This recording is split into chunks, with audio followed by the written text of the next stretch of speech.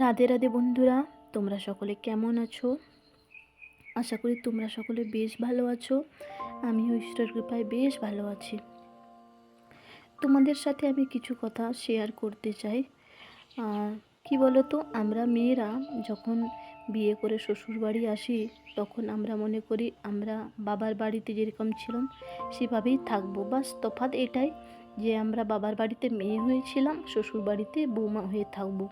কিন্তু আমরা যতই ভালো বৌমার রোল প্লে করি না কেন বা অভিনয় করি না কেন, সব সময় কিন্তু মন সাথ দেয় না। একবার একটুকু সময় হলেও আমাদের মধ্যে একটা ক্লান্তি ভাব চলে আসে, তখন আমরা কি করি, হাল ছেড়ে দিই। কিন্তু কি বলো তো, হাল ছেড়ে দিলে তো হবে না, আমাদেরকে সংসারটাকে গুছিয়ে রাখতে হয়, তাই না?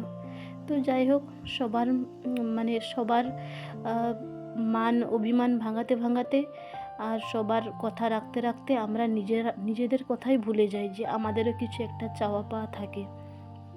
তো যাই হোক, সেই চাওয়া পাওয়াটা আমরা স্বামীর কাছ থেকে আশা করি। স্বামী যদি পাশে থাকে আর কিচ্ছু চায় না। কিন্তু কি বলো তো, স্বামী যতই পাশে থাকুক তবু আমাদের ইচ্ছে হয় যে বাড়ির সকলকে নিয়ে আমরা থাকি। কিন্তু কেউ যদি না থাকতে চায়, সেখানে তো কিছু করার নেই, বলো। তো যাই হোক, এটুকুই শেয়ার করলাম, আর বেশি কিছু বললাম না। চলো আস্তে আস্তে কাজগুলো করে নিচ্ছি।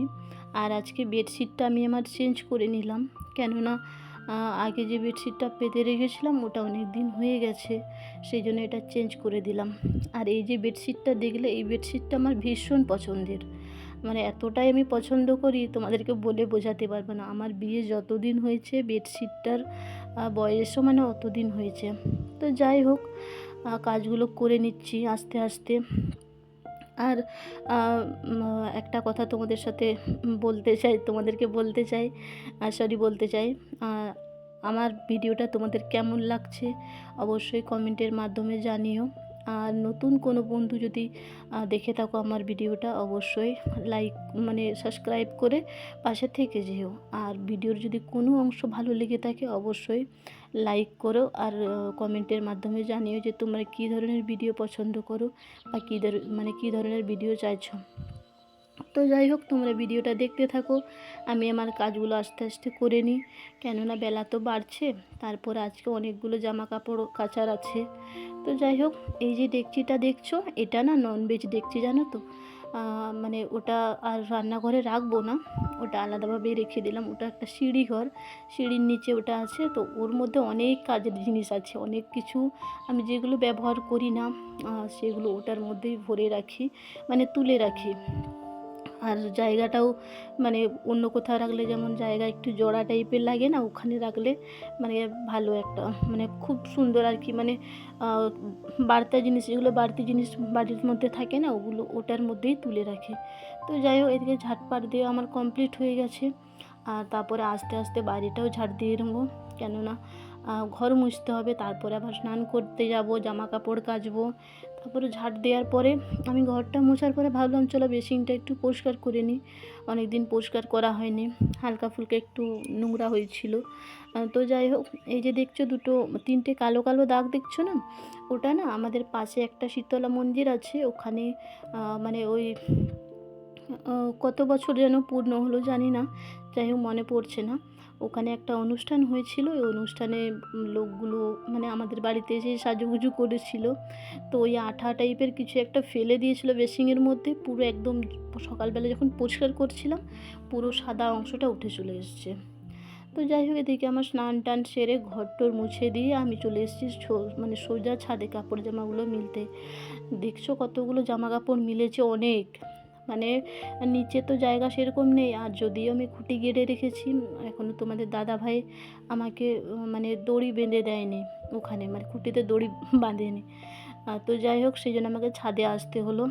আর ছাদে দেখছো প্রচণ্ড রোদ, এত রোদের তেজ এখন থেকে বলে বোঝাতে পারবো না। রোদের দিকে আমি তাকাতেই পাচ্ছিলাম না, ভীষণ রোদ গো। তারপর কি বলো তো, বেডশিটটাও কেচেছি, সেই জন্য ছাদে আসতে হলো। তারপরে একটা কাপড় তার সাথে কাচলাম, কাচিনি, এমনি ধুয়ে দিয়েছি। ওটা আমি একদিন পরেছিলাম, তো সেই জন্য আমি ধুয়ে দিলাম। তো যাই হোক, নিচে তো জায়গা অতটা হতো না, আর নিচে এমনিতেই দুটো 3-4টা জামা কাপড় মেলা আছে আমার, সেই জন্য আর ওখানে আর মেললাম না। সে তো ভাবলাম উপরে যেতে হবে, সেই জন্য সব জামাগুলো উপরেই নিয়ে চলে এসেছি, আর আবার নিচেও 3-4টা মিলে রেখেছি। তো যাই হোক, আর বিশেষ করে বেডশিটটার জন্য আমাকে আসতে হয়েছে। এই যে বেডশিটটা দেখছো, এত বড় জায়গা নেবে, আর নিচে যদি মেলি তো ওখানে আমার জায়গা কুলাবে না, আর শুধু সামান্য বেডশিটের জন্য ছাদে আসবো, সেই জন্য আমি ভাবলাম চলো সবগুলোই মিলে দিই, নিচে যতগুলো হচ্ছে বাকিগুলো আমাকে ছাদে মিলে দিয়ে আসতে হবে। সব এগুলো মিলে নিচ্ছি। আর যে রোদ, মোটামুটি 1.5-2 ঘন্টার মধ্যেই সব জামা কাপড় শুকনো হয়ে কাঠ হয়ে যাবে। তো যাই হোক, ততক্ষণে রান্না করতে করতে আমার জামা কাপড়গুলো আশা করি শুকনো হয়ে যাবে। রোদ দেখো, কতটা রোদ দিয়েছে এখন থেকে। মনে হচ্ছে আমার মুখের একটু পরিবর্তন হচ্ছে ধীরে ধীরে। যাক, স্বামীর আনা জিনিস একটু তো কাজে লাগবেই, তাই না? অনেকটাই ভালো লাগছে মুখটা একটু।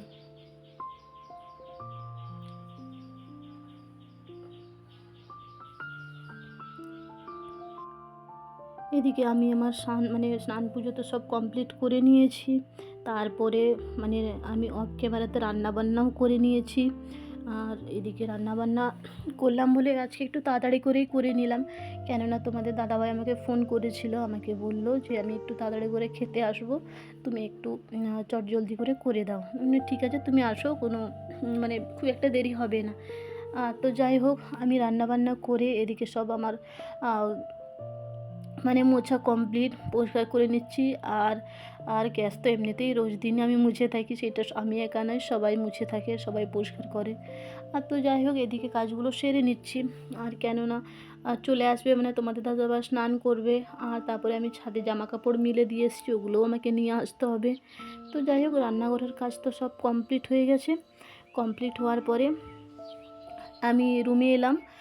রুমে আসার পরে দেখি না, গেটের মধ্যে আমাদের কুকুরটা বাঁধা আছে জ্যাকি। তো ওর একটা প্লাস্টিকের বল আছে, ওই প্লাস্টিকের বলটা আমি ওকে দিলাম, তো মুখে নিয়ে আছে। আমাকে আর কিছুতেই দেবে না, ওকে আমি খুঁজছি, বলটা দাও, বলটা দাও। ও বল দিচ্ছে না আমাকে, ও আমাকে তার হাত দিচ্ছে, বলটা আর দেবে না, ও হাত দিচ্ছে, আমাদের সাথে হ্যান্ডশেক করছে। তো যাই হোক, কুকুরটা খুবই শান্তশিষ্ট, যাকে চেনে সে তো ঠিক আছে, কিন্তু বাট অচেনা মানুষ যদি কাউকে দেখে, তার আর রেহাই থাকবে না। আমাকে তো দিনরাত দেখে, আমাকে চিনে ফেলেছে, আমাকে তাই কিছু করে না। আর এই বাড়িতে যতগুলো লোক আছে সবাইকে কেটেছে, সবাইকে কামড়িয়েছে। তো যাই হোক, আমি জানি না, আমি ওর সাথে একটু বেশি মিশি, ওর সাথে বন্ধুত্ব করেছি, তাই আমাকে কিছু করে না। তো যাই হোক, এদিকে তোমাদের দাদাভাই চলে এসেছিলো, স্নান টান সেরে নিয়েছে, আর আমি এদিকে রান্না করছিলাম শাক ভাজা, আলু ভাতে, পটল ভাজা আর ডাল করেছিলাম। তারপরে খাওয়া দাওয়া সেরে আমি চলে আসছিলাম ছাদে।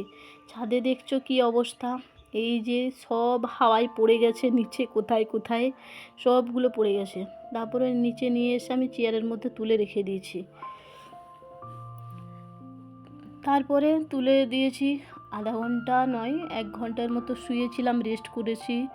তারপরে তখন ভিডিও এডিট করছিলাম, তারপরে ভিডিও এডিট করা কমপ্লিট হয়ে গেছে। তারপরে আমি কি করলাম, জামা প্যান্ট যেগুলো তুলে এনেছিলাম চেয়ারের মধ্যে রেখে দিয়েছিলাম, ওগুলো সব আমি আস্তে আস্তে সব পাট করে রেখে দিচ্ছি, কারণ সন্ধ্যার সময়, আর সন্ধ্যাবেলা একটু তখন আর সময় হবে না, ওই জন্যে আমি ভাবলাম চলো বিকেলে সন্ধ্যা দেওয়ার আগে এগুলো সব গুছিয়ে নিয়ে আবার স্নান করব। আমার একটা অভ্যাস আছে জানো তো, বিকেলেও আমি স্নান করি, কেন জানি না, আমার ভালো লাগে। এখন শীতকালেও তো তখন একটু ঠান্ডা লাগে, আর গ্রীষ্মকালে তো বেশ ভালোই লাগে। শীতকালেও স্নান করি, গরম জল করে স্নান করে নিই, কিন্তু আর এই গ্রীষ্মকালে তো বলতেই হবে না, স্নান করি, খুব ভালো লাগে।